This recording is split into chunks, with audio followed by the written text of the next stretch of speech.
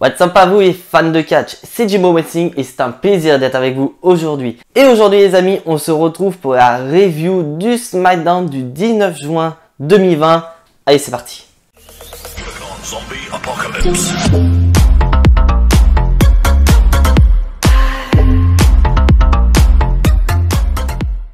Donc le show commence par un résumé de ce qui s'est passé la semaine dernière.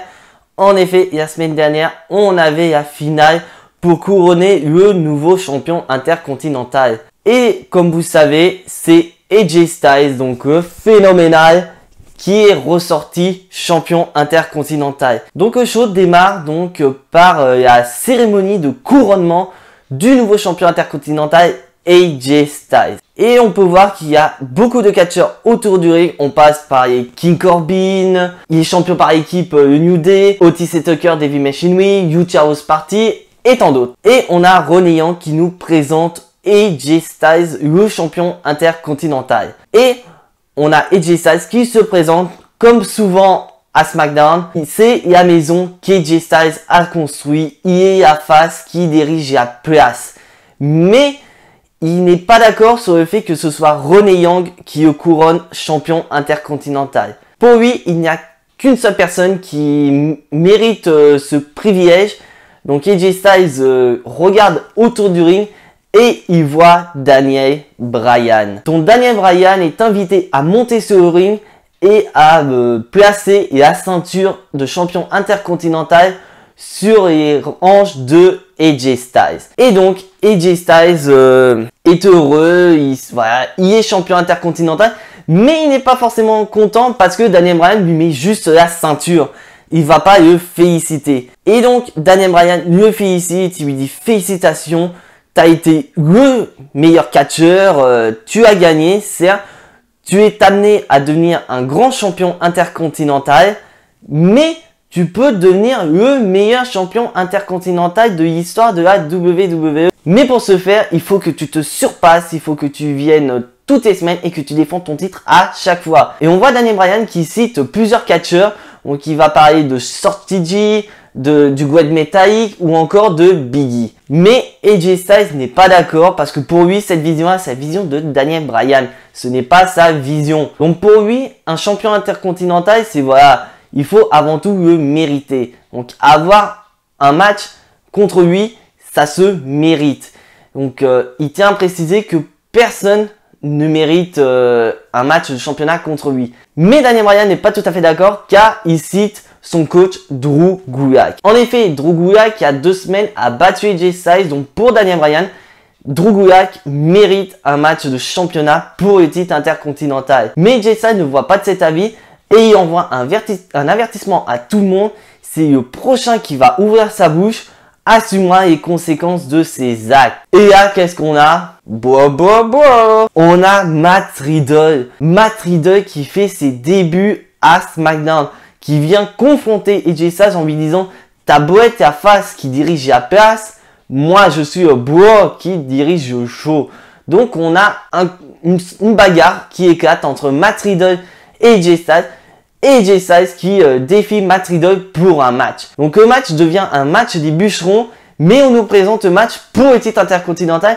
Mais AJ Styles n'est pas du tout d'accord avec ça. Pour lui, c'est qu'un match simple. Mais le match est quand même très bon. On voit Matt Riddle et AJ Styles qui sont super bons dans le ring. Et à noter que le seul point négatif de ce match, c'est que c'est certes un match de bûcheron, mais quand on voit Matt Riddle ou AJ Styles à l'extérieur du ring, aucun bûcheron ne vient les taper pour les remettre dans le ring. C'est il remonte dans le ring pépère. Mais à noter la fin de match où AJ Styles tente son phénoménal forearm qui est contré par Matt Riddle qui utilise son Broad Derek, dont sa prise de finition pour le compte de 3. Donc vainqueur de Matt Riddle. Pour ses débuts, Matt Riddle frappe extrêmement fort en battant le champion intercontinental AJ Styles et il est félicité par l'ensemble des babyface qui étaient présents autour du ring en tant que bûcheron. Donc reste à savoir si dans les prochains SmackDown, Matt Riddle aura son opportunité face au champion intercontinental AJ Styles. Donc là maintenant on passe à une interview de Jeff Hardy par rapport à sa rivalité contre Sheamus. Donc bien sûr, comme on sait tous, il nous rappelle certains faits que voilà, il a enchaîné des blessures, il est quand même assez âgé, il a 42 ans. Il a eu ses problèmes d'addiction donc avec alcool et autres produits, mais ça n'a pas empêché à Jeff Hardy donc de vaincre ses démons, qu'il y aura toujours des hauts et des bas, bien qu'il ait perdu son match contre Sheamus. Il se relèvera toujours parce que pour lui, un drogué a de l'adrénaline et qui est prêt voilà, à affronter Sheamus quand il le faut. Et donc Jeff Hardy nous présente Sheamus comme un obstacle face à sa rédemption et que cette histoire n'est pas encore terminée. Donc on peut encore s'attendre à une rivalité qui va continuer entre Sheamus et Jeff Hardy et pourquoi pas un match à Extreme Rules avec des règles extrêmes parce que comme vous le savez tous, Jeff Hardy est le côté extrême. C'est un sacré couple entre deux. Donc là, on passe au deuxième match de la soirée, Shorty G contre Mojo Rawley. À noter, peu de temps avant, Shorty G était en interview et on avait Mojo Rawley qui était derrière lui, qui se moquait de lui par rapport à sa petite taille. Mais ces moqueries, il n'aurait pas dû le faire parce que, au contraire, à un moment où Mojo Rawley soulève Shorty G le retourne pour un roll-up pour le compte de 3. Donc vainqueur de ce match, Shorty G. Donc franchement, Shorty G, c'est vrai qu'il est très fort, mais j'en ai un peu marre que les autres catcheurs de grande taille viennent se moquer de lui par rapport à sa petite taille. Parce que quand on voit, ça, il prouve d'un côté qu'il a beau être de petite taille, ça n'empêche pas qu'il est très technique et que ça n'empêche pas de vaincre des catcheurs qui sont plus grands et plus baraques que lui. Donc là maintenant on passe au Miz TV. Comme ça avait été annoncé, on allait avoir un Miz TV présenté par Miz et Morrison. Et donc il nous rappelle les faits de Backlash. Parce qu'en effet, pour information, Miz et Morrison ont perdu leur match contre Braun Strowman pour le titre universel. Mais à noter qu'il nous rappelle les faits que Miz à un moment donné a cassé le tombé de John Morrison. Et il s'explique en disant qu'il a été déconcentré. Que pour lui c'était un coup monté. Parce que les règles ont été changées à la dernière minute. Parce que pour eux, c'était, ils gagnaient le match, ils étaient co-champion universel. Sauf que ça n'a pas été présenté comme ça. C'était le premier des deux qui fait le tomber deviendra champion universel. Mais ça n'empêche pas que voilà, ils sont de retour en équipe et ils nous présentent un Miz TV. Et bien sûr, ils sont un peu frustrés parce qu'au final, ils se disent voilà, ils ont été manipulés. Ils n'ont pas changé des règles comme ça à la dernière minute. Ils précisent. Est-ce qu'on change les règles en finale de Super Bowl? Est-ce qu'on change les règles en finale de NBA? On dit non. Et donc ils n'ont pas vite fait d'Otis que voilà que lui il est capable de changer les règles du fait qu'il est Mr. Money in the Bank, qui peut devenir champion universel n'importe quand. Et donc au final ça nous permet de lancer donc un invité spécial qui n'est nul autre que la petite amie de Otis, Mandy Rose. Et donc Mandy Rose arrive et on nous présente voilà Miz et Morrison sur leur amitié passée entre elle et Sonya Deville. Et donc au final, comme il faut s'y attendre, Mandy Rose on n'a rien à cirer de Sonya Deville parce que cette dernière a tenté de lui démolir sa vie en tant que catcheuse mais aussi sa vie personnelle. Donc au final qu'elle est infidèle alors que Otis lui est fidèle à Mandy Rose depuis le début, même dans les moments où Otis n'avait pas gagné son cœur. Et donc Mandy Rose qui commence à péter un câble, qui dit aux Miz et Morrison, si c'est pour que je vienne pour me faire insulter, je préfère mieux m'en aller. Et donc Miz et Morrison lui présentent une petite surprise qui est nulle autre que Sonya Deville. Donc Sonya Deville qui arrive sur le ring et qui raconte vraiment ses 4 vérités envers Mandy Rose parce qu'en fait elle est tout simplement jalouse de voir que Mandy Rose est une catcheuse moins talentueuse qu'elle, mais c'est elle qui est mise en avant, qui est mise sur les feux du projecteur, que c'est elle qui a gagné le cœur d'Otis alors que par exemple il y avait Dolph Ziggler qui pouvait potentiellement gagner son cœur. Et donc au final ça finit en bagarre et à un moment le Miz se met entre Sonya Deville et Mandy Rose, ce qui permet à Sonya Deville de quitter le ring et le Miz se prend une énorme gifle de la part de Mandy Rose. Donc qu'est-ce qu'il faut s'attendre de cette rivalité entre Mandy Rose et Sonya Deville? Franchement, j'attends pas grand chose. Franchement, je suis pas du tout emballé par cette rivalité. Pour moi, c'est vous faites cette rivalité et après on en discute. Donc là, on passe au 3e match de la soirée À noter la présence des championnes par équipe de la WWE, la championne de SmackDown Bayley et sa meilleure amie Sasha Banks. Donc troisième match de la soirée sont nos champions par équipe Big E et Kofi Kingston contre la Lucha House Party, Gwen Metallic et Lince Dorado. Donc franchement c'était un très beau match, très technique de la part de la Lucha House Party qui sont bien mis en avant. Mais ça n'a pas suffi pour vaincre le New Day. En effet, le New Day qui tente donc leur fameuse prise à 2, donc le big ending et la descente du coude pour le compte de 3. Donc vainqueur de ce match, le New Day. Bien sûr, le titre n'était pas en jeu. Et à noter à la fin du match, l'attaque de Shinsuke Nakamura et de Cesaro. Shinsuke Nakamura et Cesaro qui sont tout simplement frustrés.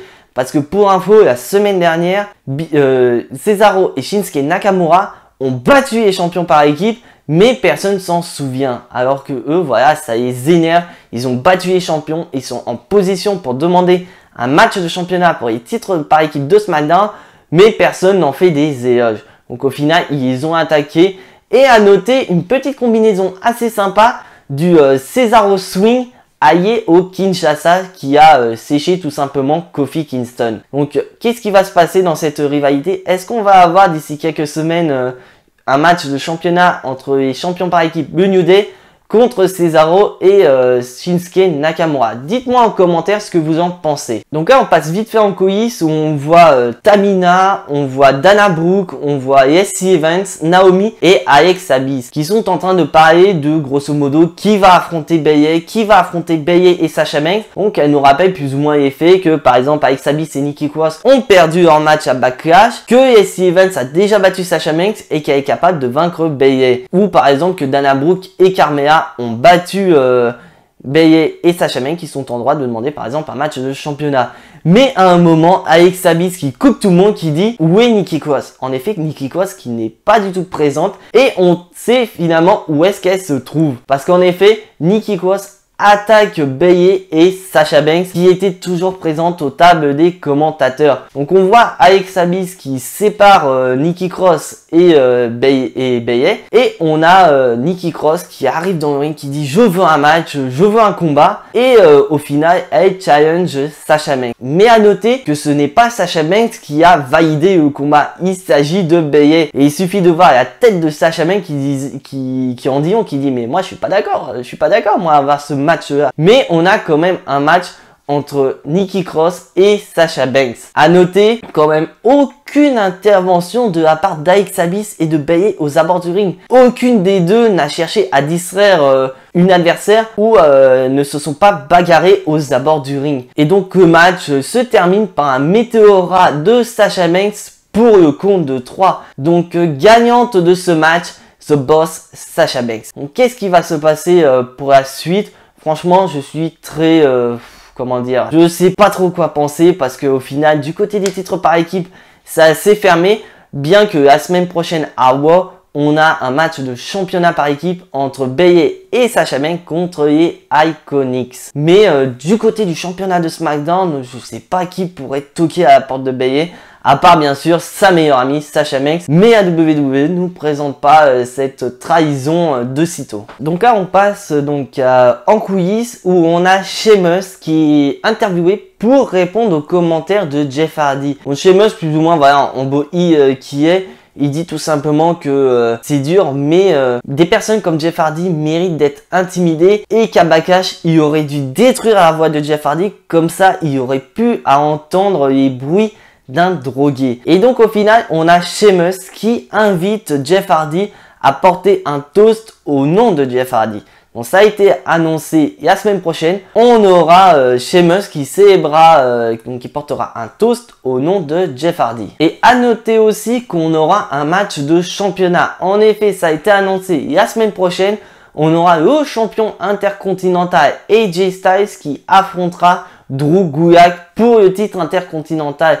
Donc comme ça a été dit en début de show, ça a été bien expliqué par Daniel Bryan, Drew Gulak a battu AJ Styles il y a 2 semaines. Donc il se positionne naturellement en tant que challenger numéro 1 pour le titre intercontinental. Et franchement, je suis curieux de voir ça. Mais là, je vais vous faire un pronostic rapide. Je mise pas du tout sur Drew Gulak, je mise sur AJ Styles. Parce que là, il vient de nous lancer face à une rivalité contre Matt Riddle, on ne se serait pas maintenant qu'AJ Styles perdrait son titre intercontinental et encore moins face à Drew Gulak. Donc là, on passe à l'épisode du Firefly Funhouse. En effet, ça a été annoncé, Bray Wyatt faisait son retour ce vendredi et il vient de nous dire que ça faisait longtemps. En effet, depuis Money in the Bank, on n'a plus revu Bray Wyatt. Pour info, côté personnel, Bray Wyatt vient tout juste de redevenir papa. Donc il a préféré passer ces quelques semaines aux côtés de sa famille. Mais le voilà de retour et il nous dit ce qu'il a fait pendant qu'il était absent. Donc il s'est mis à un club littéraire, il a appris des mouvements sur TikTok, il a appris à tricoter, etc. Et il vient préciser, grâce à son petit lapin, qu'il y a quelque chose à annoncer. Et en effet, il annonce qu'il est désolé par rapport à ce qu'il a fait à Braun Strowman lors de Money in the Bank. Donc en gros, il nous rappelle qu'à Money in the Bank, Braun Strowman est arrivé donc en fin de match avec son masque de mouton noir et Bray Wyatt a tenté plus ou moins de rentrer dans sa tête, mais ça s'est pas du tout passé comme prévu. Et donc Braun Strowman arrive dans le ring pour lui dire tout simplement: Bray, tu as eu ton opportunité, maintenant c'est terminé, trace ta route, moi c'est ce que j'ai fait, j'ai eu d'autres challengers, maintenant l'histoire est terminée. Et Bray Wyatt qui rigole, qui lui dit: on a peut-être fini un chapitre, mais l'histoire ne fait que commencer. Et à énorme flash, on voit Bray Wyatt dans son ancienne gimmick de membre de la Wyatt Family, et il nous dit qu'il a rejoint la Wyatt Family, qui a effectivement créé Braun Strowman et que c'est son devoir de le détruire. Et il précise que si Braun Strowman veut le chercher, il sait où le trouver. Et la chose qu'il doit faire, c'est de suivre les charognards. Et on voit Bray Wyatt avec sa lanterne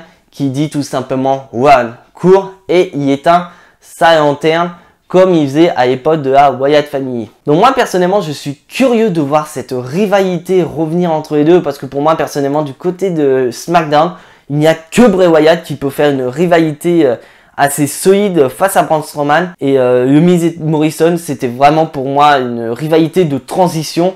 Maintenant qu'on sait que Bray Wyatt est de retour, comment cette rivalité va évoluer? Est-ce qu'on va avoir par exemple Bray Wyatt qui va continuer dans sa gimmick de Wyatt Family et qu'on va avoir un match entre Bray Wyatt de la Wyatt Family contre Braun Strowman, ou tout simplement au fur et à mesure que les SmackDown vont se dérouler, est-ce que Bray Wyatt ne va pas essayer d'incorporer The Fiend dans cette rivalité et entraîner un match entre The Fiend, Bray Wyatt et Braun Strowman pour le titre universel lors de Extreme Rules?